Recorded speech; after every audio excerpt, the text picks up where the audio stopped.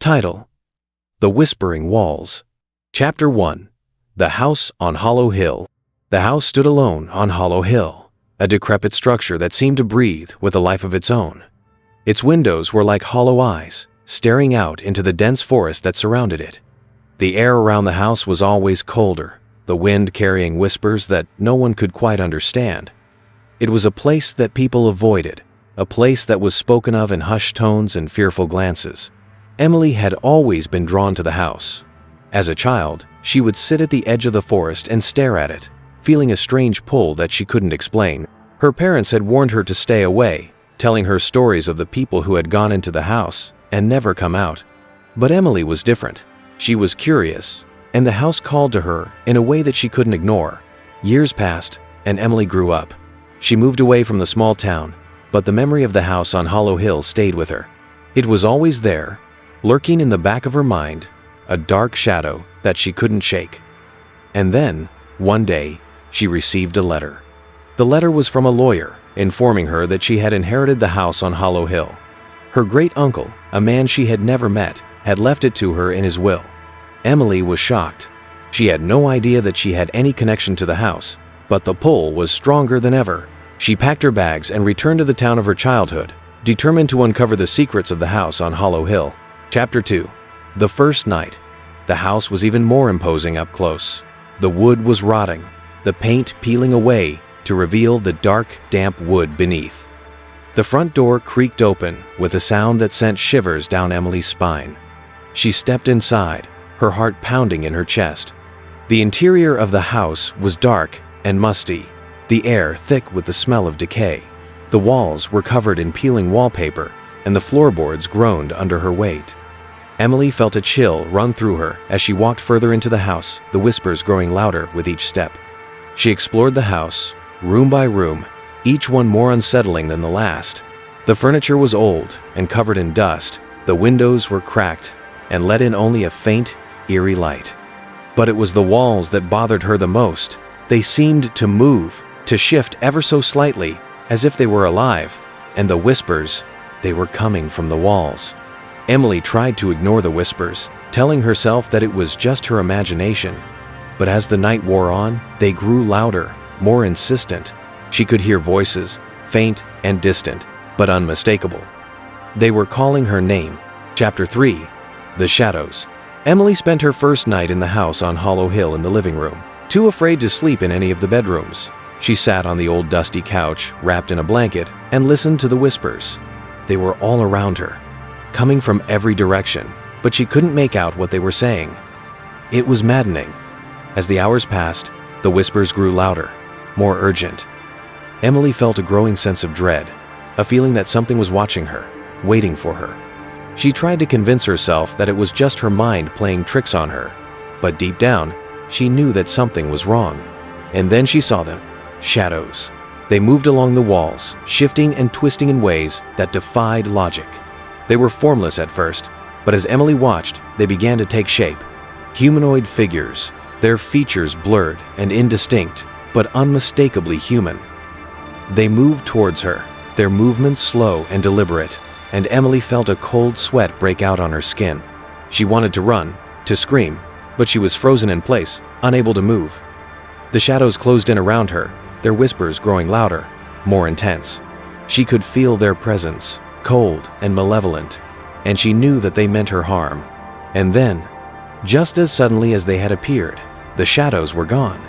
The whispers faded away, and the room was silent once more. Emily sat there, trembling, her heart racing. She knew that she wasn't alone in the house.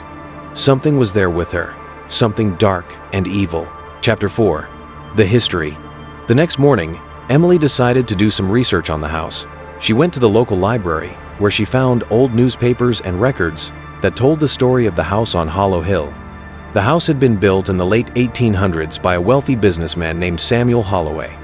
He had moved into the house with his wife and 2 children, but within a year, tragedy struck. Samuel's wife had died under mysterious circumstances, and his children had disappeared. Samuel had become a recluse, rarely leaving the house, and when he did, he was seen muttering to himself, his eyes wild and unfocused. The house had passed through several owners over the years, but none of them had stayed for long. Each one had reported strange occurrences, whispers in the walls, shadows that moved on their own, and a feeling of being watched. Some had even claimed to see the ghost of Samuel Holloway wandering the halls of the house, his face twisted in agony. Emily felt a chill run through her as she read the stories. She knew that the house was haunted, but she had no idea of the extent of its dark history. She wondered if she had made a mistake in coming here, but she couldn't shake the feeling that she was meant to uncover the secrets of the house. Chapter 5. The Basement. That night, Emily decided to explore the basement. She had avoided it on her first day, but she knew that if she wanted to uncover the truth, she would have to face her fears. The basement was dark and damp, the air thick with the smell of mildew. Emily held a flashlight in her hand, its beam cutting through the darkness as she descended the stairs.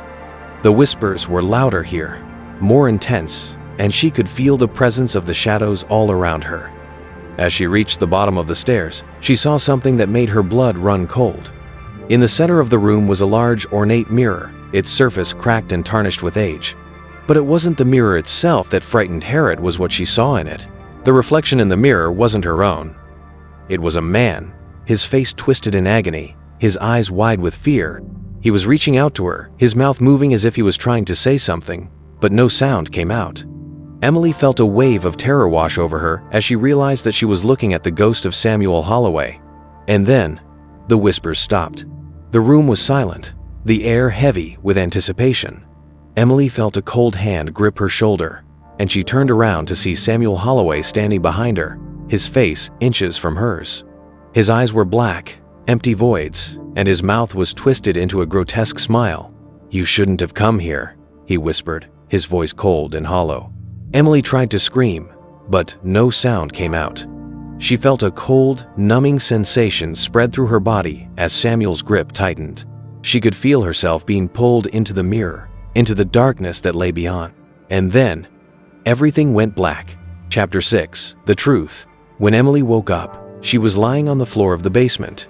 The mirror shattered into pieces around her. She felt weak, drained, as if something had sucked the life out of her.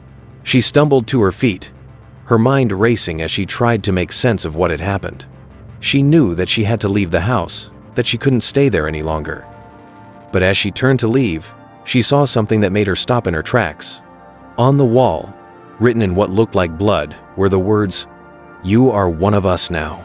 Emily felt a cold sweat break out on her skin as she realized the truth. The house had claimed her, just as it had claimed Samuel Holloway and all the others who had come before her. She was trapped, bound to the house by the dark forces that dwelled within it. And as she walked back up the stairs, she could hear the whispers again, louder than ever, calling her name. Chapter 7.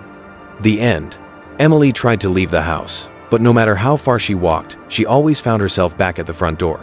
The house wouldn't let her go. It had claimed her just as it had claimed so many others. Days turned into weeks, and Emily's mind began to unravel.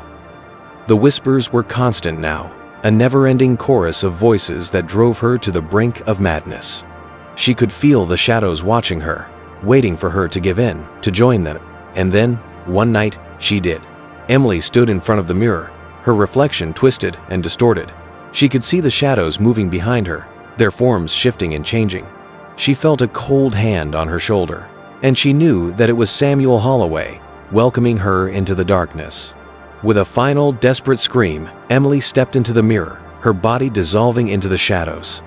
The whispers grew louder, more intense, and then they stopped. The house on Hollow Hill was silent once more, its secrets buried deep within its walls. But the whispers would return, calling to the next person who dared to enter, luring them into the darkness. And the cycle would begin again. Epilogue. The house on Hollow Hill still stands, its windows like hollow eyes, staring out into the forest. The air around it is always colder, the wind carrying whispers that no one can quite understand. People avoid it, speaking of it in hushed tones and fearful glances. But there are always those who are drawn to it, those who feel the pull of the darkness, and when they enter the house, they never come out.